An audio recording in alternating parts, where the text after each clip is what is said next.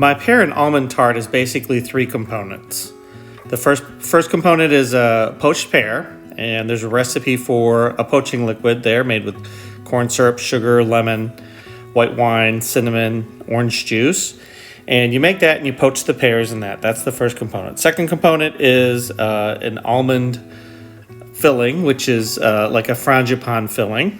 And then the third component is a sweet pastry dough. And that's what this video is going to focus on. The recipe for the sweet pastry dough is 1 1/3 cups of all-purpose flour, 2 tablespoons of granulated sugar, 1/4 teaspoon of kosher salt, 1/2 cup of unsalted butter that's cut into small cubes and chilled, 1 egg yolk, and 1 1/2 tablespoons of ice water. So we're making a sweet pastry dough for our pear and almond tart tonight. So if you want to start by buttering up those 2 pans. So we've got pans with removable bottoms, tart pans. And these are probably 12-inch. Okay, so I've got some flour here. We're going to put some sugar and salt in here. And how well do you want the rims done here? Is that important? Pretty good, yeah. You want it to come out of there. So for this shell, we're going to actually freeze this shell. Freezing it helps it hold its shape. Okay, so we have our flour, sugar, and salt together here. So we're going to start working. You want to work the butter in with it? Sure. So I've got some cold butter diced up, small little dice, and I'm just using my hands too much. Yep. And you want it to be the size of rolled oats. And then we're going to have a couple of egg yolks going in here. So separate those.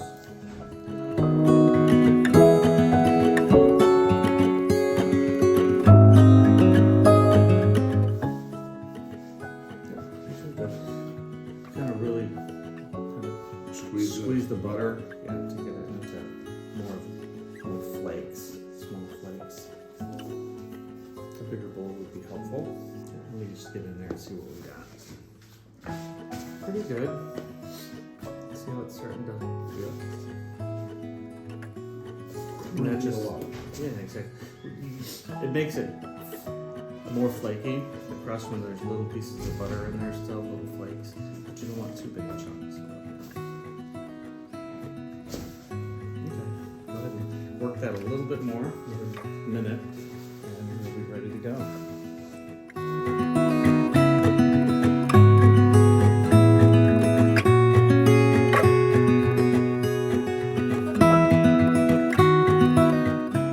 Okay, so now I'm going to get the moisture in there. I'm going to add a couple of egg yolks to enrich it. Continue? Yep. And you're just in a little bit of water. And you're not going to work this much, just enough to kind of get it to combine. To lick my fingers afterwards. Sure.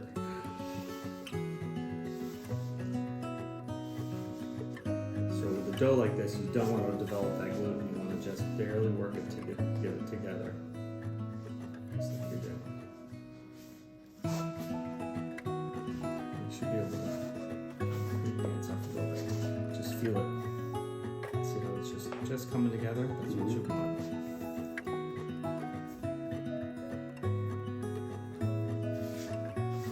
So go ahead and clean your hands up over there.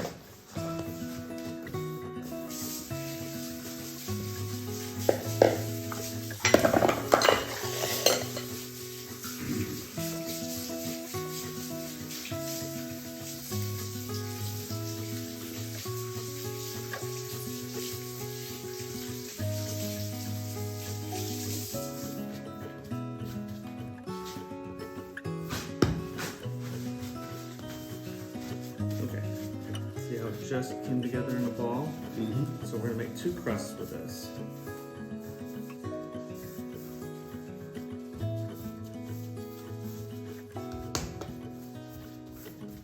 So go ahead and turn that into a little cylinder like this.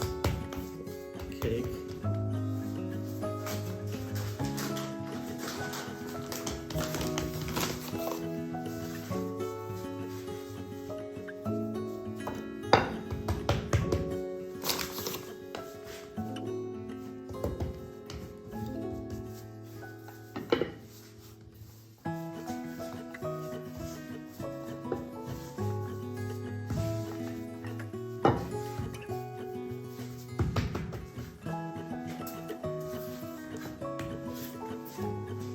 bench lids are real handy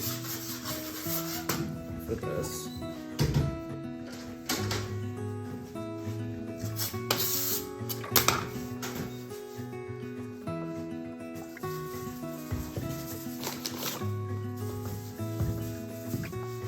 You want to keep the surface really floured. You want to roll it out just a little bit bigger than your pan, right, so that it can go over and reach up the sides. Okay, which will pretty good.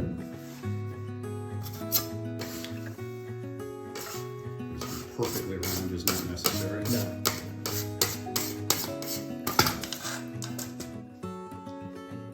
Gently fold it. Like that.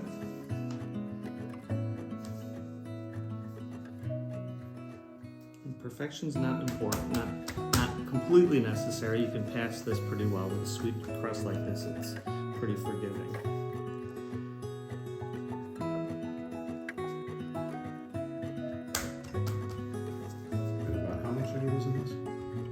How much? Sugar? Sugar, 2 tablespoons for a single batch, so it's not a lot.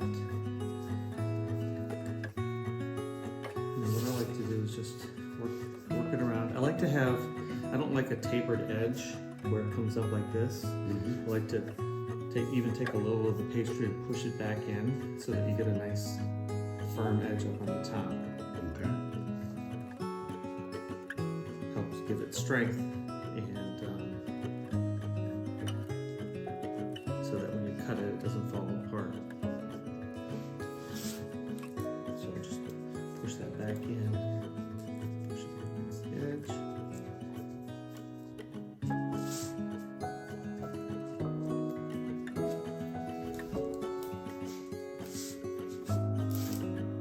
And then you add it back. Sure, yeah, you can just take the scraps and fill them in.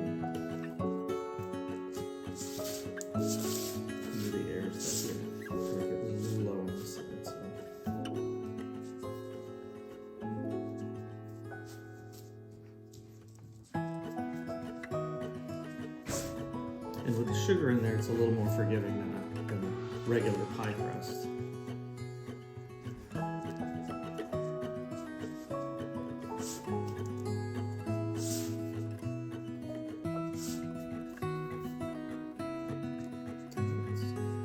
One batch fills one of these perfectly. That's all that we have left over right there. Okay, so there we go. So I'm going to just stick that in the freezer for at least a half an hour to firm up. Let the pie crust freeze for about 30 minutes. Once it's done, remove it from the freezer, line it with parchment paper, and I usually fill it with some raw dry beans. Bake that in a 350 degree oven that's preheated for about 15 to 20 minutes. And once that's done, carefully remove the parchment paper and the beans and let that cool for a few minutes. Spread the almond filling evenly into the baked tart shell.